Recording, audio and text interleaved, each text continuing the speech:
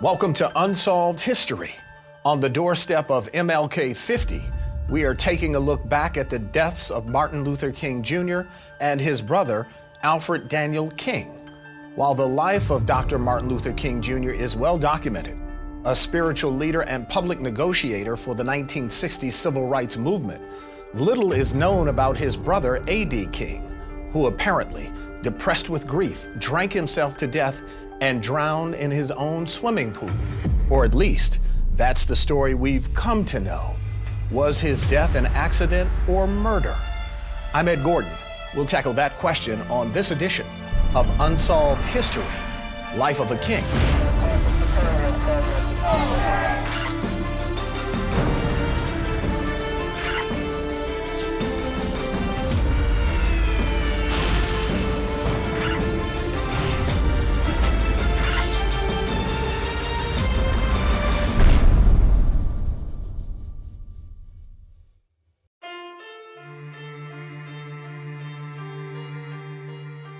On January 6, 2018, the family gathered for the burial of Isaac Newton Ferris Sr., founding member of the King Center and the brother-in-law of Martin Luther King Jr.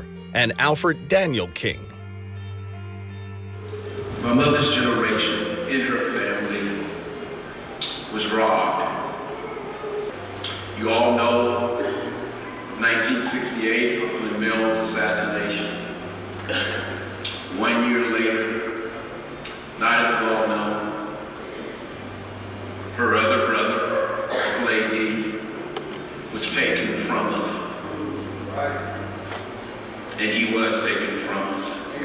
We don't talk about it much, but he was taken from us.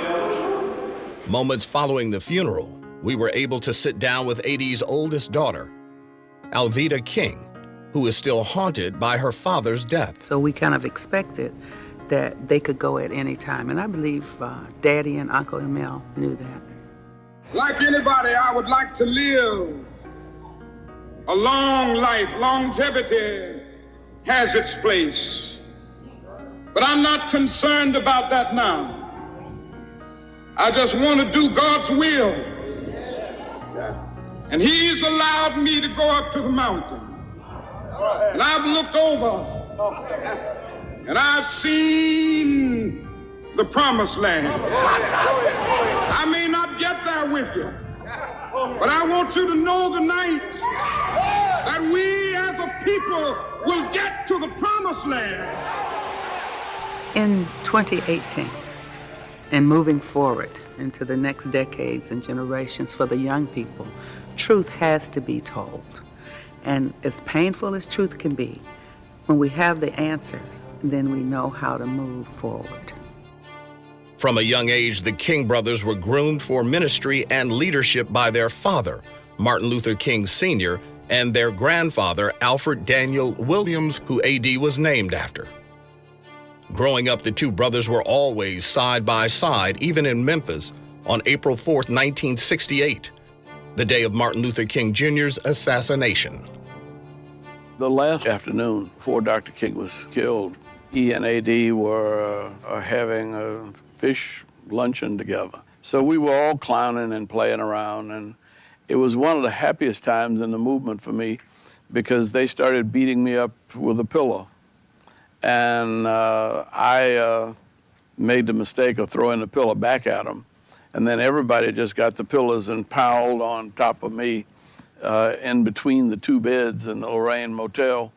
But it was just a fun time. And then somebody knocked on the door and said, you know, you all are due for dinner at 6 o'clock. And Martin went upstairs to put on his shirt and tie to go to dinner. And next thing we knew, a shot was ringing out. Reverend A.D. was in the room directly below Martin Luther King Jr. when the fatal shot went off. My husband was there right there in Memphis, Tennessee, right there with him, right by his side, as he always was. He was right there near his side. And the next day, you had all of these figures was mentioned, everybody there was there, but him. Now why, how could you overlook his brother, his only brother? How could you call everybody else's name, and overlook his only brother? That is very painful to me, and I would imagine this, was very painful for him. In the spring of 1965, at that time, at a meeting of the executive board in Baltimore, Maryland, Dr. King and the members of the board unanimously agreed that in the event of Dr. King's death, Dr. Abernathy would become the president. There was speculation that AD might become president of the SCLC. However, AD made no attempts to assume the role, instead focusing on finding the truth about the assassination of his brother. Have you gentlemen had any progress report or any late information on the search for the assassin? No, nothing more than what we've read in the papers. AD was determined to get to the bottom of who killed his brother. He knew more than perhaps he should have known about his brother's death, and was determined to try to keep the issue alive. And maybe he was simply too close to the target. He was too much online. July 21st, 1969, Alfred Daniel King would be discovered dead in his own swimming pool. His daughter, Alvita, remembers seeing him the night before. When I came home, my young husband and I had been out to dinner, and we walked up on the porch. And at that time, the windows were open. The screens were there, but the windows were up to let the breeze in. And I heard my father on the phone, and he says, "I don't care what you say. You killed my brother, and I'm not gonna rest until that is proven." And so we went on into the house, and I said, "Daddy, what was that? Who was that?" "Oh, baby, don't worry about it. We'll talk again later." And that was the last conversation I had with my dad. With Martin's assassination rocking the civil rights movement to its core, many did not accept the lone gunman theory, and no one was more interested in discovering the truth than Martin's brother AD. Now, 50 years later, we will re-examine the journey of these two brothers and the mysterious death of AD King. Was it an unfortunate accident or a murder intended to obstruct justice? More Unsolved History, Life of a King, when we return. He said, "They tried to choke me to death in that gym with my necktie." I said, "Oh, ML, I'm so glad that they did not choke you to death." I said, "Because we'd have such a great loss."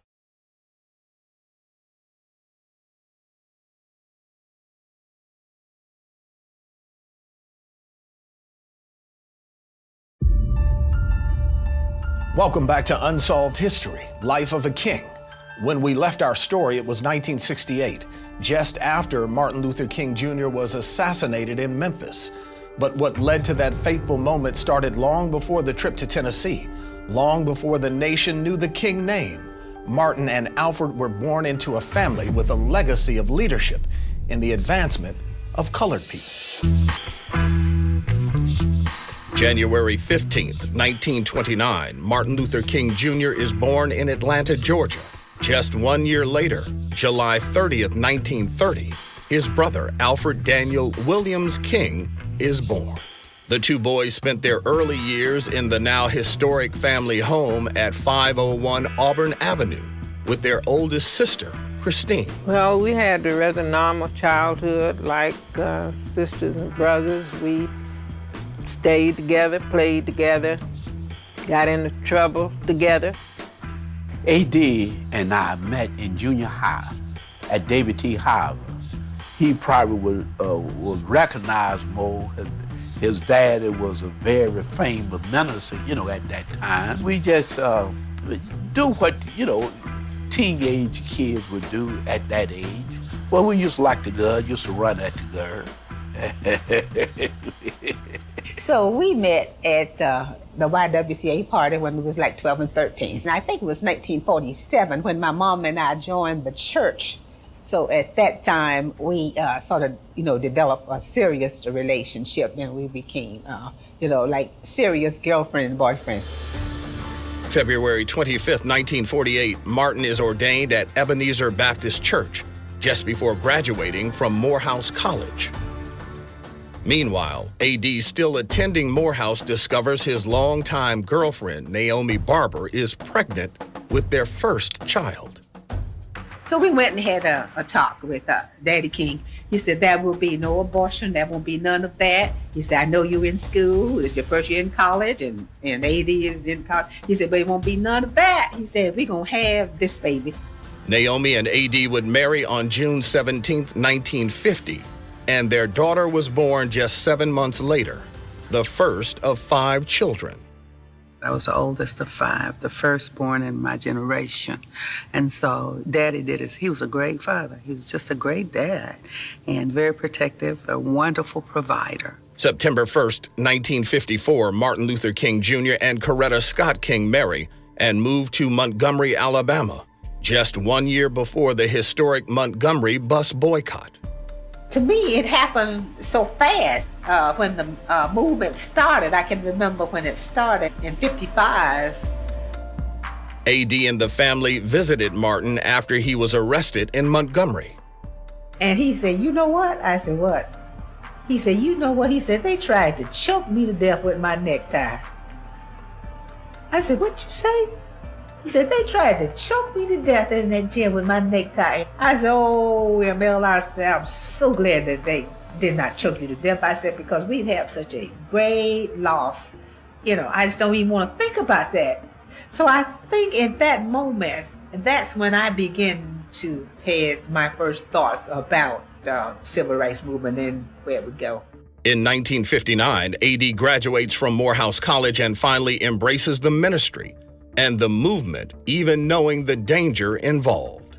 The student movement here in Atlanta was well integrated with SCLC, probably more so than anywhere else in the country. But A.D. was the leader of the group, and there were 5 of us. I think everybody was student except A.D. But one of the rules, of course, is that you don't never take any weapons with you. So when we were arrested, he said, get rid of everything. And I did not get rid of my little knife that I used to sharpen pencils. So when we got to the prison and they searched us and they found this little knife, they said, okay, we're gonna put you in the hole. The hole was that place where they put the worst prisoners in. And so and it was A.D., strangely enough, who had advised us not to have anything on us. He's the one that really pleaded with them not to put me in the hole. And they listened and they did. So I ended up going in with everybody else. So that was my first memorable experience with A.D. For years, A.D. worked in his brother's shadow as an organizer and a detail man. A.D. King had as much commitment, if maybe even more commitment than his brother Martin. He was willing to work with us on the committee. He was very actively involved. He was at ITC at the time. He was on the first sit-in. He was there on the committee. He participated, worked hard, picketed, you name it. By 1963, A.D. was living in Birmingham, pastoring the First Street Baptist Church in Inslee, putting him center stage for the biggest battle in the civil rights movement thus far, Project C. He was one of about 4 preachers that, along with Fred Shuttlesworth, invited us to come into Birmingham. Out of 400 churches, there were only about 14 churches that would let us meet, and his church was one of them. Inslee also produced a lot of the high school students that ended up creating the movement that changed America. With Martin's previous success in Montgomery with the bus boycott, joining forces with his brother A.D. for Project C in Birmingham could prove to be a powerful recipe for a big national change, a change that much of the country would not be prepared to face, turning the small city of Birmingham to the crime-riddled town of Birmingham. More Unsolved History, Life of a King, when we return. He said, Naomi, it's too quiet here. Something is not right. And he picked up and started running through the house, get out, it's a bomb. And when we looked back, the whole front of the house was gone.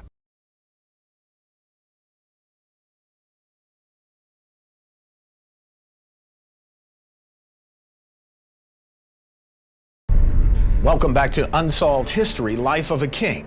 It's now spring of 1963. Martin and the leadership of the SCLC knew a victory in Birmingham could bring a much-needed jolt for the civil rights movement. They would call the plan Project C, C for Confrontation. A.D. King, he was one of about 4 preachers that, along with Fred Shuttlesworth, invited us to come into Birmingham. He went to jail in Birmingham with his brother. Seeing A.D. as one of the leaders in the movement by being the brother of Martin Luther King Jr., but really being his own. It would begin on April 3rd, 1963. It would build in waves. First, a boycott of downtown businesses, then waves of sit-ins at white-only establishments to fill the jails, and finally, nonviolent protest marches on a daily basis. And it was A.D.'s members who basically came the height of the movement there in Birmingham because he was able to get there and give leadership. It was great. I served here under him as the finance chairman, and then I served as the youth director. He would get me to stay in the house inside while the other guys guard the house. But that was in case of something happened, I would be able to help get them out, you know. My main role was bonding people out of jail. I bonded as many, over 50 people at one time. On April 12, 1963, A.D. was arrested along with his brother and Ralph Abernathy. They was determined to get the Kings. I know that. Ensley also produced a lot of the high school students that ended up creating the movement that changed America. And that was A.D.'s leadership. The police also arrested over 600 young people, but 1,500 more stood in the shadows ready to march the next day. With the jails filled and the economy hurting, Police Chief Bull Connor used excessive force to clear the streets.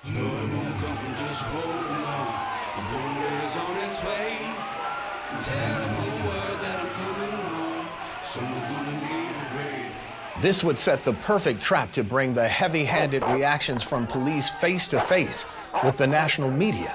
With the United States under the global spotlight, President John F. Kennedy sends in federal negotiators on May 5, 1963. Just 5 days later, Martin, A.D., and Fred Shuttlesworth sign a truce known as the Birmingham Truce Agreement. In exchange for halting the protests, white business owners promised to desegregate their shops, lunch counters, and drinking fountains. Room facilities, lunch counters, and fittings. But with this victory came immediate retaliation.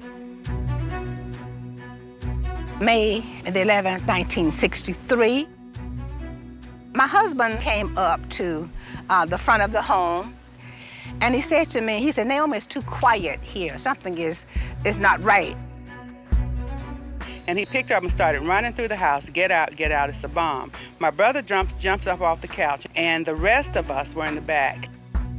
First explosion, the concussion knocked out the window. The concussion was so forceful, I saw my mom and dad fly out the bedroom. That stuff they do on TV ain't nothing like the real thing.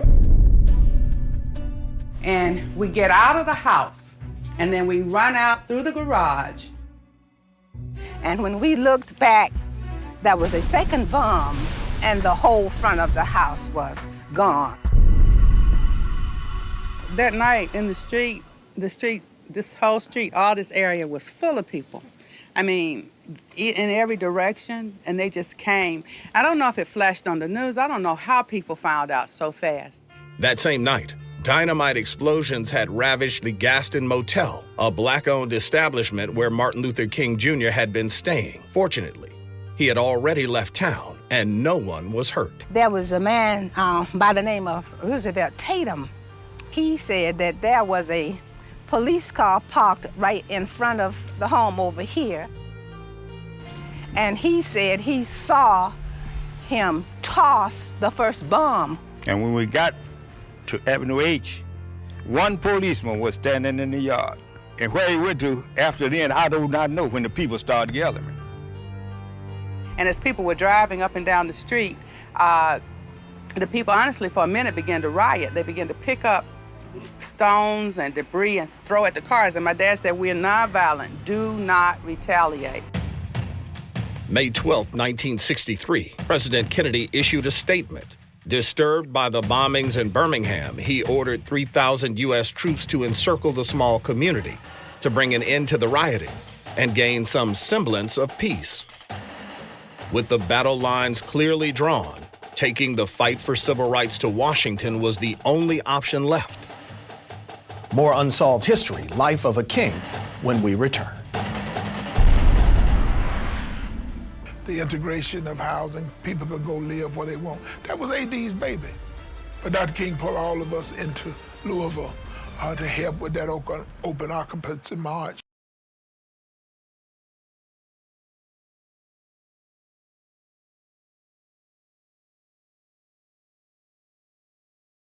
Welcome back to Unsolved History, Life of a King. While the country is dealing with the aftermath of Project C, images of young black children being hosed down in Birmingham are flooding the evening news and the morning papers. The civil rights movement gains even more momentum, leading to the social, political, and financial framework for the March on Washington.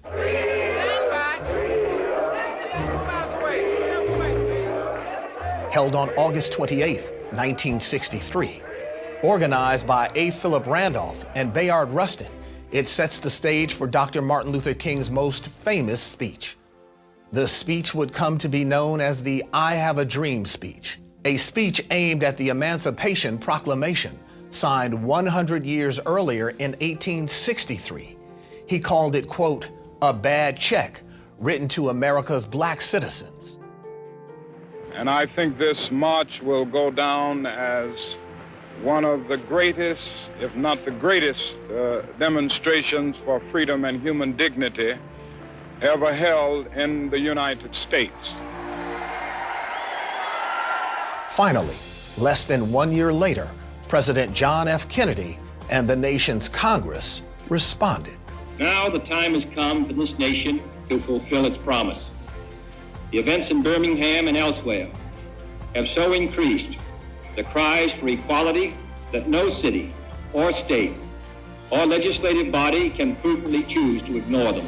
Next week, I shall ask the Congress of the United States to act.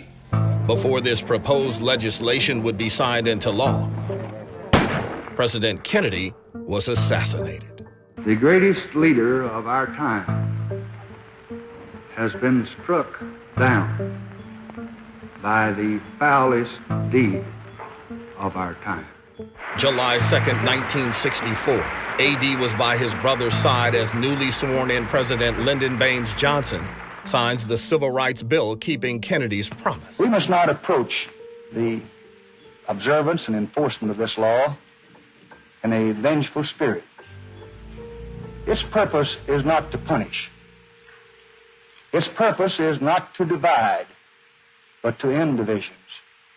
Divisions which have lasted all too long. 1965, A.D. moves his family to Louisville, Kentucky to pastor Zion Baptist Church. In 1965, Reverend A.D. Williams King, Dr. King Martin's brother, he called a meeting of black preachers, and he invited me. And that's when he asked us to organize to join SCLC, Southern Christian League, Dr. King's group. The focus of the new chapter of SCLC would be open housing. I know the housing efforts that we have here in the country today, the integration of housing, people could go live where they want. That was A.D.'s baby. After years of meeting and negotiating with city leaders, A.D. and members of the SCLC took to the streets protesting day and night at government official homes and offices. But A.D. started a movement on open houses in Louisville. And that movement really is what set up the Chicagos to do what they had to do, or the Philadelphias and the Clevelands. April 13, 1967, 27 marchers were arrested for ignoring a court order against demonstrating after dark. In the scuffle, A.D. was hit in the eye with a rock and beaten. We plan to return tonight to the South End and continue our march non-violently. With the story gaining national attention, Martin Luther King Jr. and members of the SCLC shifted its resources in support of the open housing movement in Kentucky. Dr. King pulled all of the staff out of Chicago. I was in Chicago working on the inner slums, open housing stuff in Chicago. But Dr. King pulled all of us into Louisville to help with that open occupancy march, where we was able to get people that AD had befriended, like Ann Braden and others there in Louisville, Kentucky, whites who basically worked hand in hand with us in the southern city. AD, being a master strategist, just needed one big moment to push the open housing issue over the top. And with the Kentucky Derby fast approaching, they set their sights on a major disruption.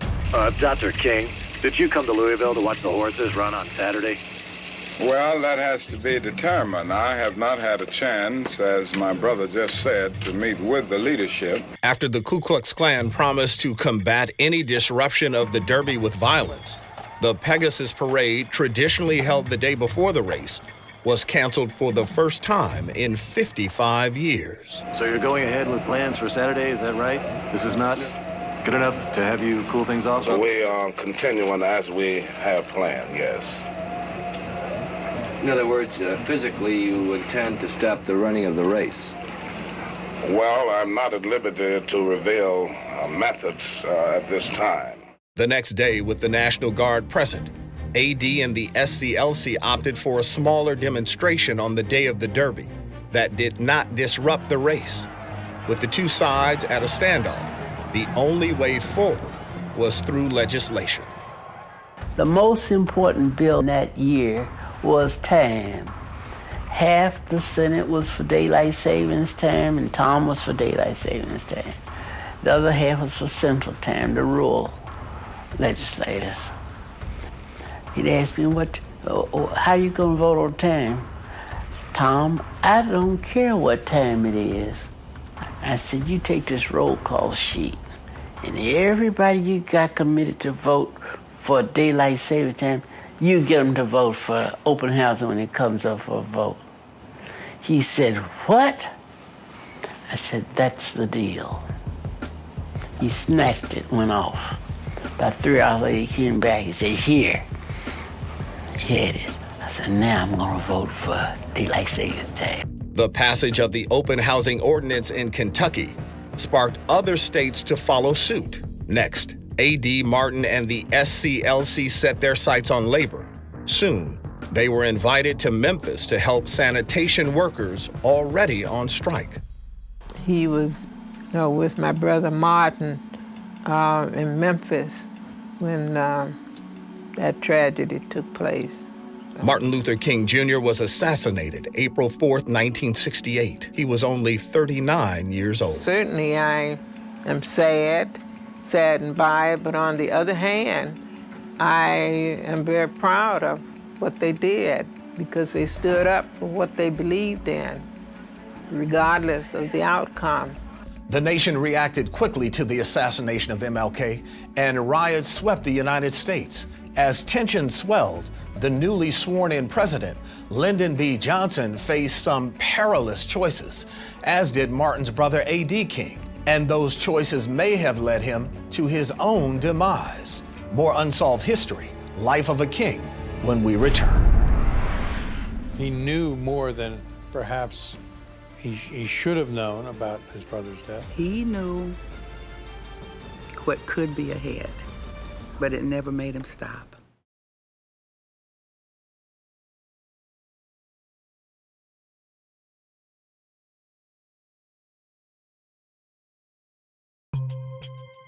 Welcome back to Unsolved History, Life of a King.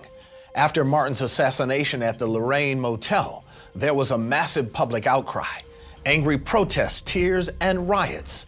The newly sworn-in president, LBJ, reacted to the black community by exercising his political capital, urging Congress to pass the Fair Housing Act. I signed a message to the Congress. That message called for the enactment, and I quote, of the first effective federal law against discrimination in the sale and the rental of housing in the United States of America. If civil rights and voting rights were Martin Luther King's legacy, housing rights would be the legacy of Alfred Daniel King. A Pyrrhic victory for the civil rights movement, while Martin's killer still roamed free. June 8, 1968, James Earl Ray is captured in London after 2 months on the run. How could James Earl Ray, who was an itinerant crook, never had much money, could arrange to kill King and then somehow or another have the resources to get out of Memphis, get into Canada, all the way over to Britain, without any money and help from anybody? I mean, how did he get out of Memphis? It had to be a private plane somewhere. AD was not accepting of the lone gunman narrative in Martin's murder. Sensing a larger conspiracy at hand, AD began to dig, and what he found may have gotten him killed.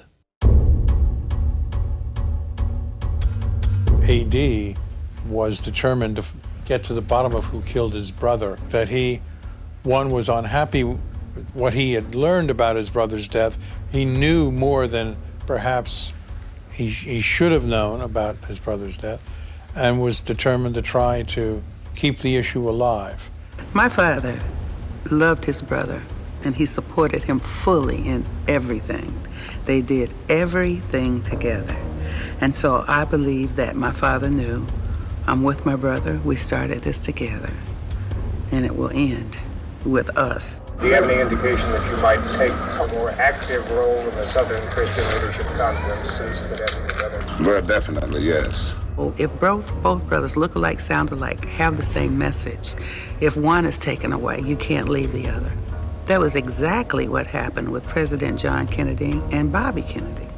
And he knew what could be ahead, but it never made him stop. The Southern Christian Leadership Conference was not just one man, my brother. It is a group made up of many people. August 26, 1968, AD's church, Zion Baptist, was bombed in Louisville. Fortunately, no one was hurt. Well, I've talked with the officers of my church and also the director of safety of the city of Louisville, and I understand that it was some pretty bad damage. By the fall of 1968, AD would leave Louisville to return to co-pastor Ebenezer Baptist Church with his father, Martin Luther King Sr. I think AD really never quite got over his brother's death, and neither did his father. And even though AD came on to be the associate pastor at Ebenezer and was a very good preacher, it was hard for them to get over the death of Martin. And then shortly after that, his mother was killed while she was playing the Lord's Prayer in church on Sunday morning. So the tragedy of the family is just overwhelming. On July 1969, AD would walk his daughter down the aisle on her wedding day, unaware that this family gathering would be his last. I had been married for almost a week. My dad walked me down the aisle as a young bride. And it was a special time because it was in the midst of the tumult of the civil rights movement. And I heard my father on the phone. And he says, I don't care what you say. You killed my brother, and I'm not going to rest until that is proven. It was that type of conversation. He was talking on the phone. Now, we had become accustomed in our family to the phone ringing, and we were having death threats and all of that. Our home had been bombed even in 1963 in Birmingham, Alabama. So I was accustomed to rough telephone calls, but that one was a little different because Daddy was very confrontational with that person. He's, you killed my brother, and I won't rest until the truth is told. The evening of July the 20th, we was laughing and watching TV, and I went to sleep. Don't remember what time it was, late in the evening. July 21st, 1969, as the nation awoke to the news of the Apollo 11 moon landing. That's one small step for man, one giant leap for mankind. And I woke up the next morning, he was in the bottom of a swimming pool. Alfred Daniel King was pronounced dead in the backyard of his Atlanta home. I was there on the scene when they pulled him out of the pool. He was doubled up in a fetal position with some bruises around his abdomen. I heard the EMT say there's no water in his lungs. This man was dead before he hit the water. I know what I saw and I know what I heard. At the time, his wife, Naomi King, was on vacation with Coretta Scott. We were in Jamaica at the time on vacation with Coretta and two of her children. And my husband and I were two of our children were there. So he had to leave to come back to Atlanta for church participation. Family, friends, and SCLC President Ralph Abernathy came to support the family. It's just tragic that this family has had to undergo so much within the last few months. Along with Dr. Ralph Abernathy, Reverend A.D. King was carrying on the work of Martin Luther King Jr. A.D. King was behind the scenes for the most part, but he was important to the movement, partly as a symbol of continuity. Now he is gone, and there are no more sons of Martin Luther King Sr. to carry on his work. As news spread of A.D.'s death, all official reports stated he drowned in his swimming pool and that there was no foul play. It certainly was suspicious circumstances around it. When you consider that the next door neighbors, who at that time were white, suddenly disappeared, I tend to not think that my uncle drowned on his own in his own pool. I mean, he was a very good swimmer. The state of A.D.'s body would become the only evidence to counter that theory. Unfortunately, no autopsy was ever done. I met an investigative reporter, Jeff Pugh, and Jeff was out of California at the time, but he came to Atlanta after the funeral, after Daddy passed away, and we tried to get the records of the death, the records from the coroner, and we tried for months to get them, and we got the runaround. Oh, the coroner didn't have time to write everything down. He was used to keeping things in his mind, and now he's dead, or it should be on microfiche, but we can't find it. We had just a runaround for months, and so we were never able to get the records. I think that people didn't want to know the truth, as they didn't want to know the truth about Martin Luther King. There was a investigation into Martin's passing. Really was never much of an investigation. Questions that have been unanswered to this day that most people have forgotten, but I will always have that suspicion in the back of my mind that A.D. went to the Lord just like his mom and just like his brother, with somebody else's involvement. When you get farther away from it, you begin to ask questions, but we don't have any definitive answers, and perhaps never will. It sounds to me as though it requires some looking into and some investigation, because the man was all of a sudden found dead lying in the swimming pool. That whole thing is very, very strange.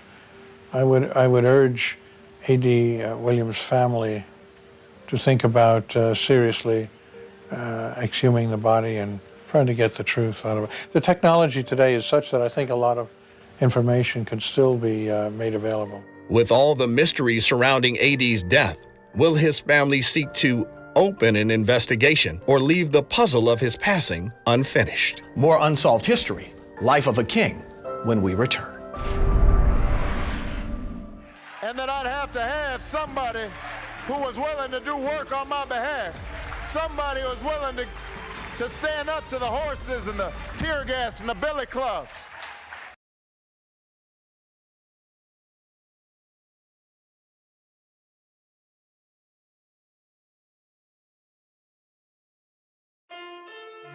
Welcome back to Unsolved History, Life of a King.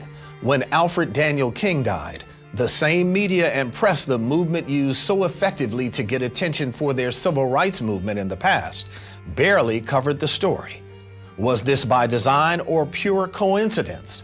A.D. would die on the same day of the moon landing, the one day that all Americans were looking to the stars and nothing on earth would make a blip in the news, making the King family's greatest weapon, freedom of the press, powerless on a day they needed it most, crushing the legacy of A.D. King in the process.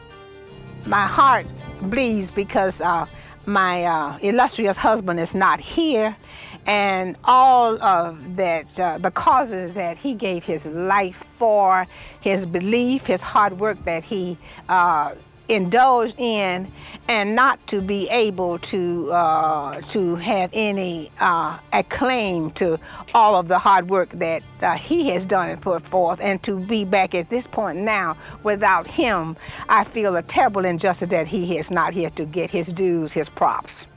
What happened to A.D. is not unusual. We live in a symbolistic society, okay? Symbols. Martin King punched all the buttons until he was shot. That made him immortal. People, unfortunately, try to compare one with another, and that's unfair. A.D. made a great contribution in his own way, and he should not be compared to his brother. Although the contributions of A.D. King are not as well known as his brother Martin, his legacy will not be forgotten. Well, I think the most important thing is the housing piece that we have today, integration. Folk can live where they want to live. Had that not ever been an A.D. doing that in Louisville, Kentucky, and leading that movement, getting beat up, we wouldn't have open housing today.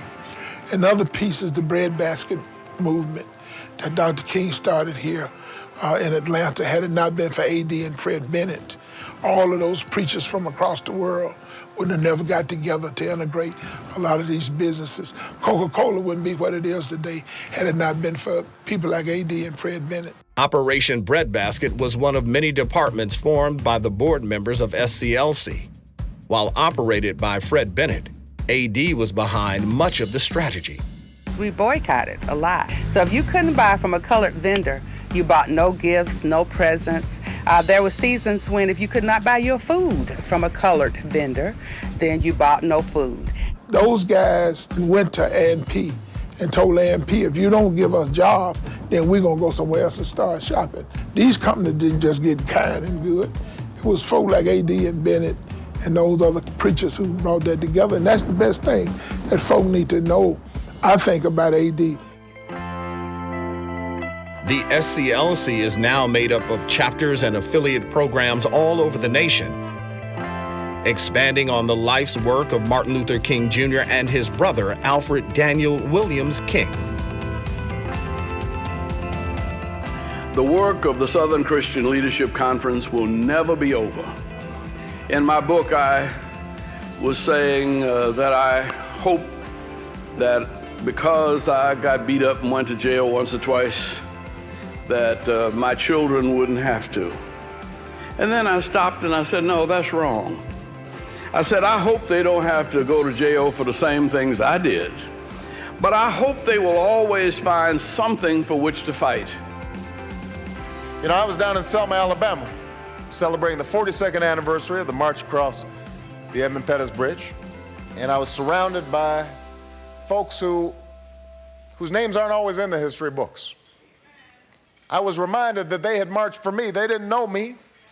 I was only 4 years old at the time. They didn't know who I was individually, but they understood that there would be somebody like me coming along, that I might want to do something with my life, that I might want to be a lawyer, that I might want to be a law professor, that I might want to run for the United States Senate. I might even want to run for president, and that I'd have to have somebody who was willing to do work on my behalf, somebody who was willing to stand up to the horses and the tear gas and the billy clubs. Although A.D.'s death is still a mystery, and Martin Luther King's assassination is shrouded in conspiracy, their contributions to this nation will never be forgotten. I'm Ed Gordon, and that's all for this edition of Unsolved History.